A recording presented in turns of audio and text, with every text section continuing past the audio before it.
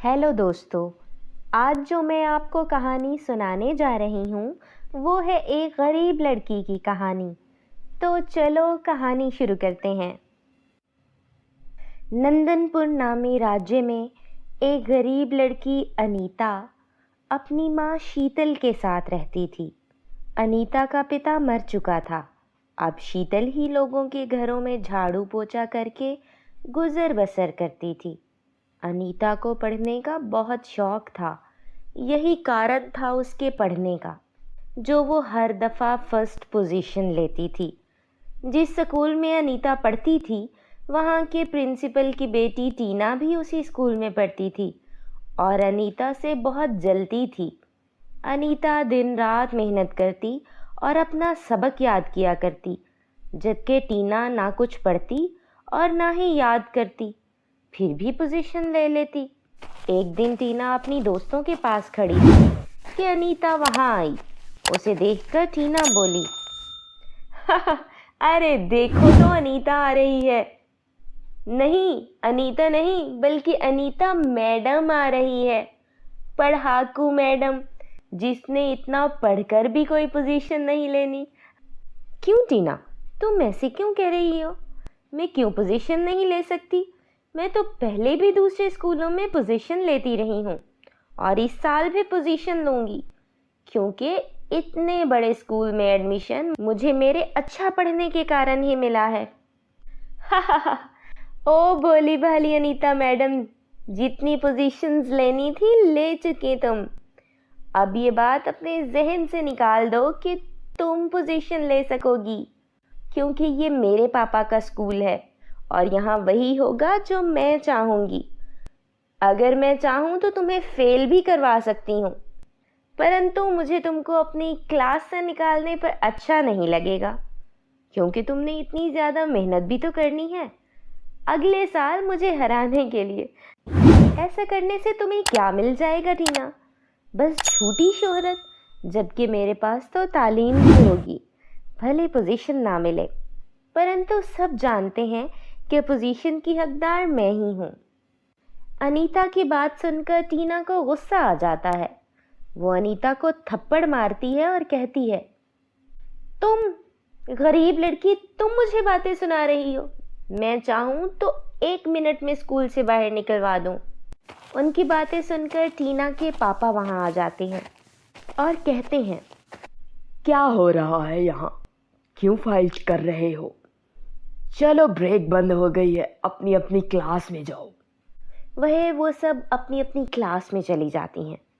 जब छुट्टी होती है तो टीना घर आकर अपने पापा के कमरे में जाती है और उनसे कहती है, पिताजी आपको पता है आज उस गरीब लड़की ने मुझे कितनी बातें सुनाई हैं। मुझे इस पर बहुत गुस्सा आ रहा है। मेरा दिल कर रहा है उसका सर खोल दूं। नहीं टीना, ऐसा नहीं करना, वरना मसला बन जाएगा। क्या मसला पिताजी? वो गरीब अनाथ लड़की क्या बिगाड़ लेगी हमारा? टीना बेटा, उसकी माँ जिस घर में काम करती है वो इस गांव का सरपंच है। अगर उसे स्कूल से निकाला तो बहुत मसला बन जाएगा, परंतु पोजीशन ना देने पर कोई इशू नहीं बनेगा। ठीक है पिताजी, आप सब टीचर से बात कर लेना। कोई भी उस अनीता की बच्ची को ज़्यादा नंबर ना दे। जिसने उसे ज़्यादा नंबर दिए उसे स्कूल से ही निकाल देना। हाँ, बस तुम टेंशन ना लो, ऐसा ही होगा। पोजीशन तो मेरी बेटी की आएगी, हर बार की तरह, और वो भी फर्स्ट पोजीशन। ये दोनों माँ बेटी बातें कर रहे थे कि टीना की माँ वहाँ आ जाती है और कहती है, ये तुम दोनों बाप बेटी जो काम करते हो ना, एक दिन इसके बारे में सबको पता चल जाएगा। तब तुम लोगों को पता चलेगा दूसरों को बेइज्जत करना कैसा होता है। मैं कहती हूँ अभी भी समझ जाओ और छोड़ दो ये काम। टीना मेरी बच्ची, ऐसी पोजीशन लेने का कोई फ़ायदा नहीं जो झूठी हो। अबे जाओ यहाँ से, सारा मूड खराब कर दिया तुम। अपने भाषण अपने पास रखा करो, ऐसे ही आ जाती हो लेक्चर देने। जाओ और जाकर खाना लगाओ, सर ना खाओ। टीना और उसका बाप दोनों ही उसकी बात नहीं सुनते, उल्टा बातें सुना देते हैं। तो वो चुपचाप जाकर खाना लगाने लग जाती है। अगले दिन जब अनीता स्कूल में आती है तो टीना उसका रास्ता रोक लेती है और कहती है, हेलो अनीता, कैसी हो? स्टडी कैसी चल रही है? सारी तैयारी अच्छे से हो गई ना? यार, मैं सोच रही थी तुमसे थोड़ी सी हेल्प ले लूं। मुझे एक सवाल समझ नहीं आ रहा था, क्या तुम मुझे समझा दोगी प्लीज़?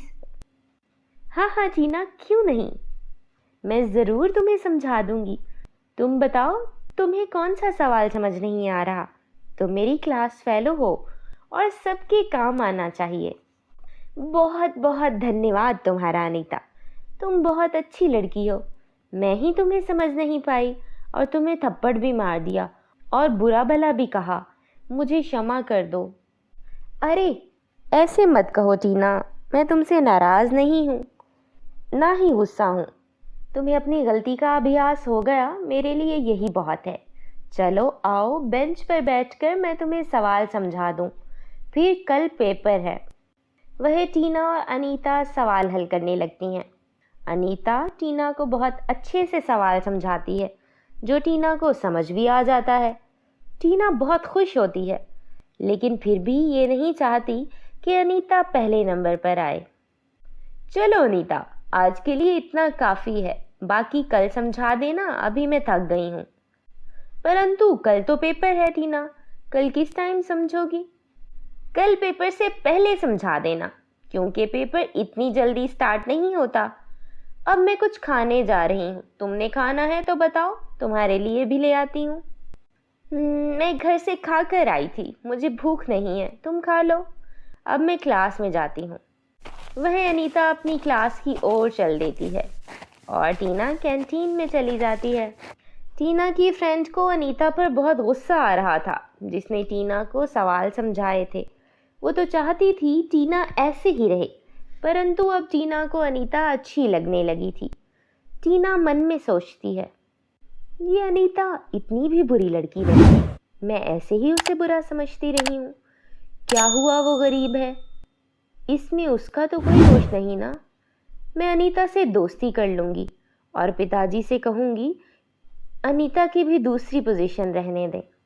यही सोचकर वो अपने पिता के ऑफिस में जाती है और जाकर कहती है, पिताजी, मैं चाहती हूँ आप लोग अनीता को भी कोई पोजीशन दे दो, क्योंकि अनीता एक अच्छी लड़की है और बहुत मेहनत भी करती है। तुम्हारा दिमाग तो ख़राब नहीं हो गया टीना? मैं उस गरीब लड़की अनीता को पोजीशन दे दूंगा तो जिन लड़कियों के माता पिता ने मुझे पैसे दिए हैं उनको क्या जवाब दूंगा? क्या मतलब पिताजी, आपने किसी से पैसे क्यों लिए हैं?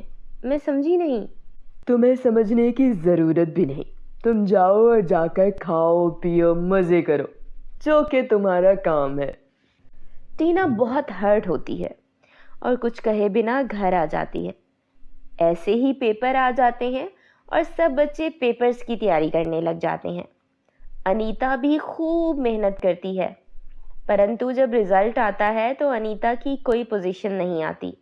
अनीता बहुत अशांत होती है, मगर कुछ कर नहीं पाती, क्योंकि वो गरीब लड़की थी। कुछ दिन गुजरते हैं तो उनके स्कूल में कंपटीशन रखा जाता है, जिसका फैसला सरपंच ने करना था।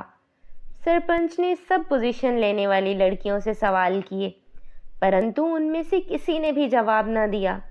वह अनीता ने कहा, सरपंच जी, आपके सभी सवालों के जवाब मैं दूंगी। वह अनीता ने सब सवालों के जवाब दिए तो स्कूल के प्रिंसिपल और पैसे देकर अपने बच्चों को पोजीशन दिलाने वालों के सर शर्म से झुक गए। वो जान गए थे कि पैसे से झूठ मूठ की डिग्रियां तो ले लेंगे, परंतु इज्जत उसे ही मिलती है जो मेहनत करता है।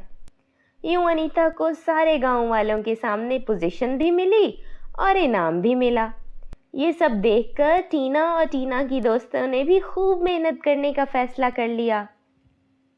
तो दोस्तों, कैसी लगी हमारी आज की कहानी? अगर कहानी अच्छी लगी हो तो उसे लाइक कर दें और चैनल को सब्सक्राइब कर दें, ताकि आप अच्छी अच्छी कहानियाँ सुन सकें। धन्यवाद।